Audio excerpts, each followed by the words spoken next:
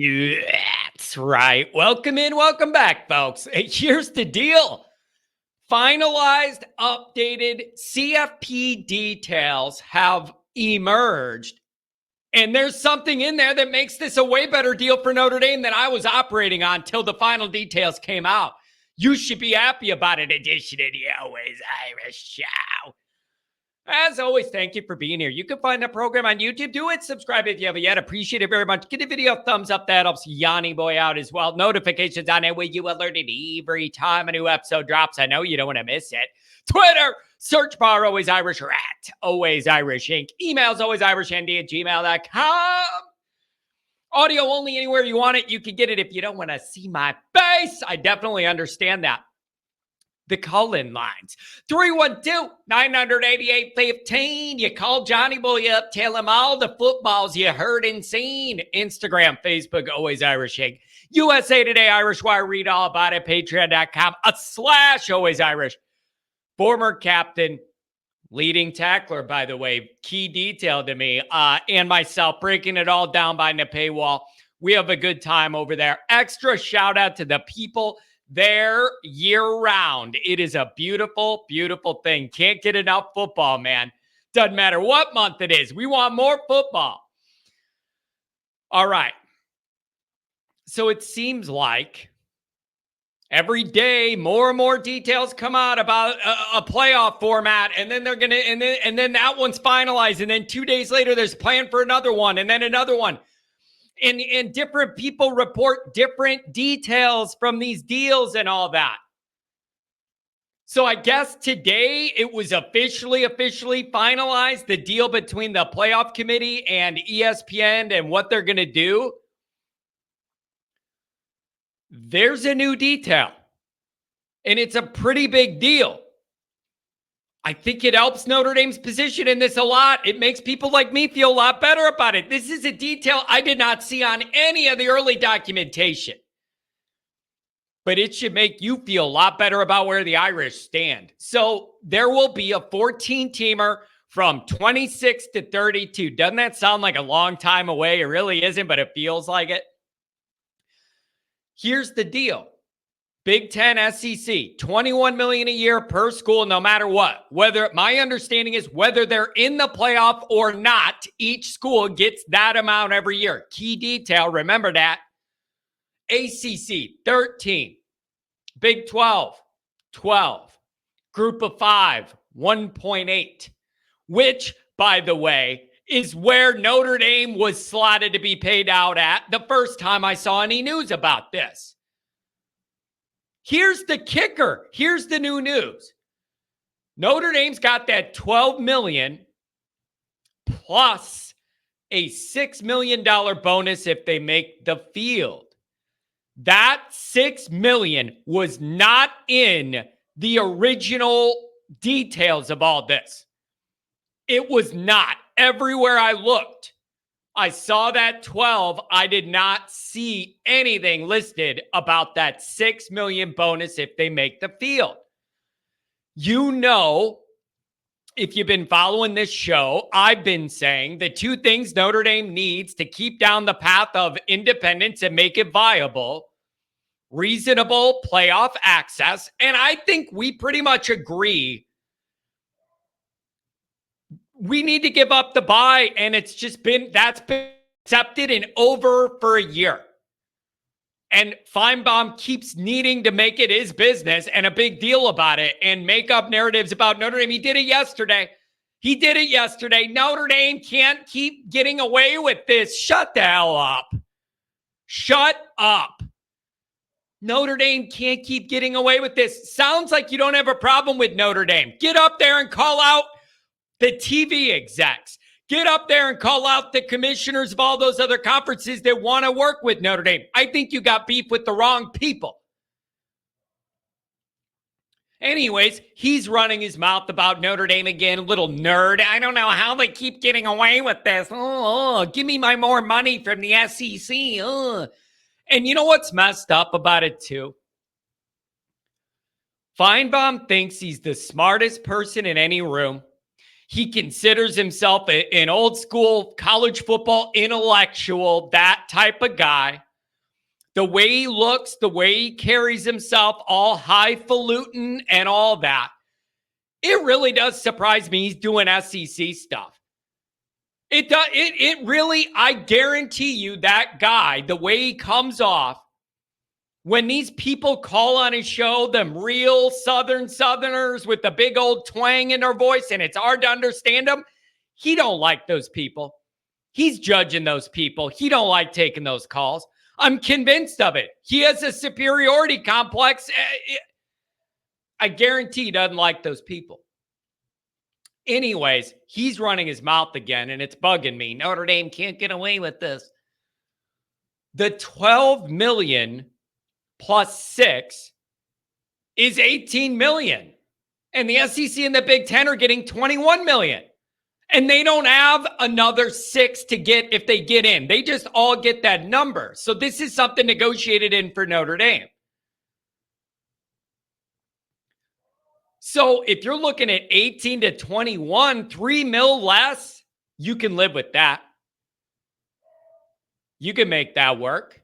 You could live with that if you're Notre Dame. In fact, I think Notre Dame got a pretty good deal. We were always going to have to make concessions.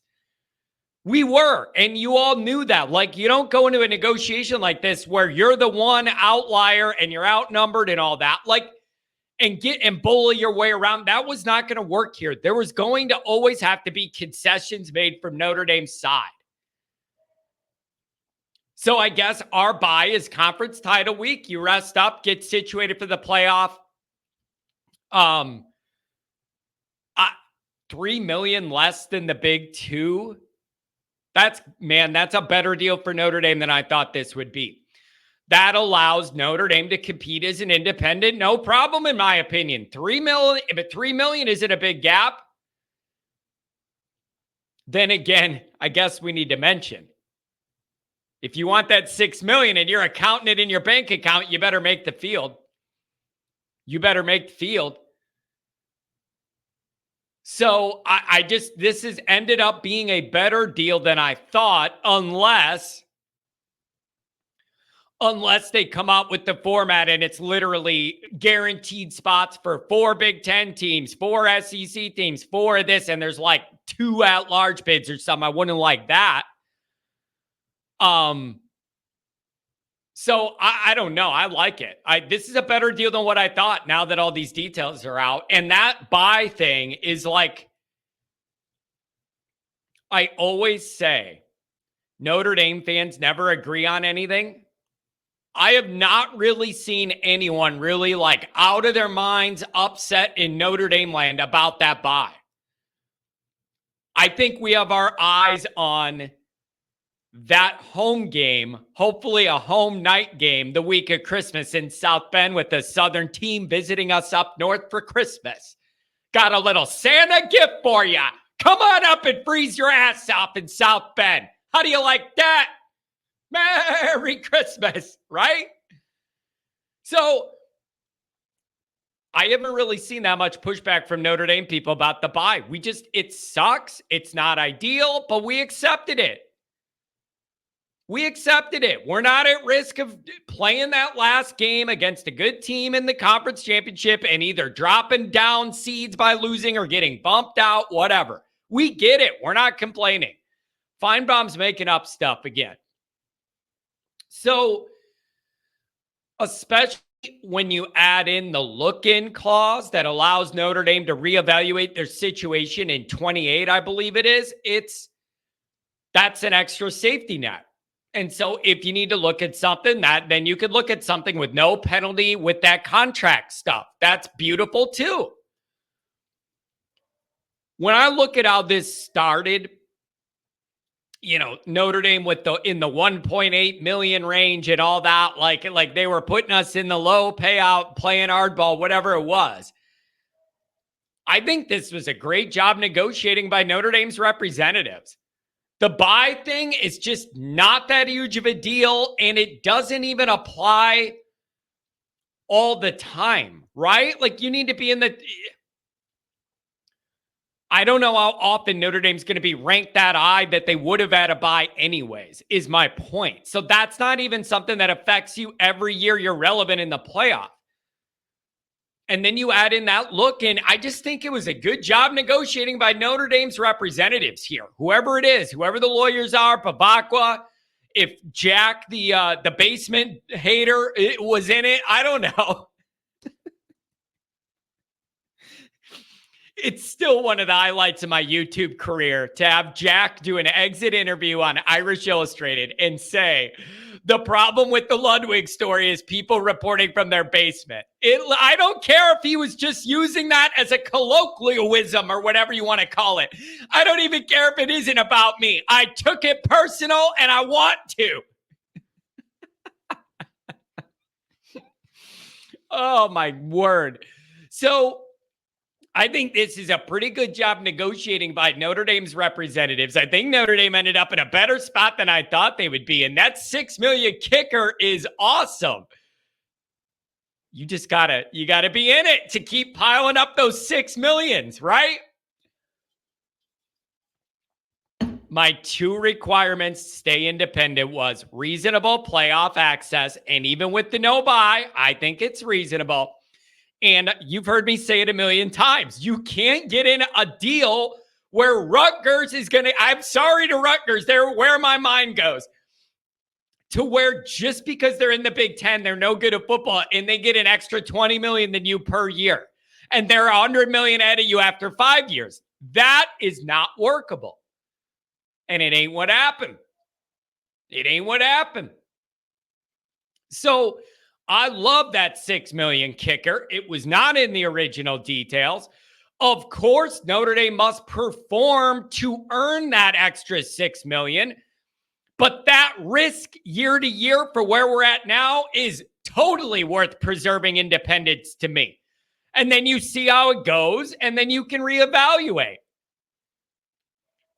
For now, from Notre Dame's autonomous angle, meaning like what Notre Dame could control, independence seems safe. What could mess it up, though? The ACC. I'm happy with this negotiation. I think Notre Dame ended up in a better spot than I thought they were going to end up looking at this money. That $6 million kicker's a big deal to me, man. You were looking at being $9 million behind if you could get to 3, that's workable, but you got to be in the field. But what happens if the ACC caves? When you're looking at like what could go wrong with all this, you're like, well, what if Notre Dame doesn't do good in the playoff? Like, I don't know.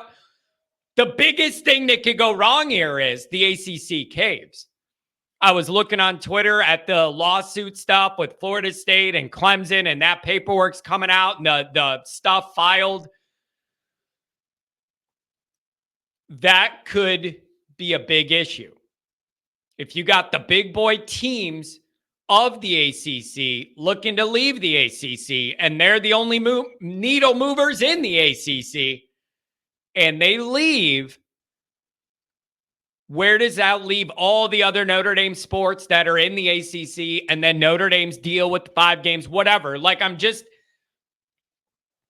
there's a scenario where Notre Dame could end up in a bad spot, and it has nothing to do with really Notre Dame. I don't know what's going to happen with the ACC. They're on extremely shaky footing. And it seems like these teams, they're trying to find a way out. And if it costs a lot of money or what, I don't know, but they're trying to find a way out. So you have internal dissension in the ACC and there's instability there. That's a thing where you just got to wait and see what happens. And you got to see exactly what the scenarios are when you're in them. You put yourself in a good spot now, and then you just got to wait and see where those chips fall. And then if you have to make tough decisions, you have to make tough decisions. But biggest takeaway for me is that $6 million bonus makes a big, big difference. Big, big difference. $3 million less, I can live in that ballpark. $3 million. Some of these Notre Dame donors dropped out when they get out of their car at the white lot. You shitting me? I mean, that's totally doable. So Notre Dame's leadership did a good job. Their lawyers, whatever, they did a good job, man.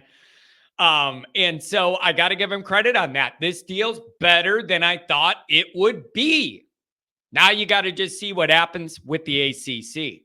Let me know what you think.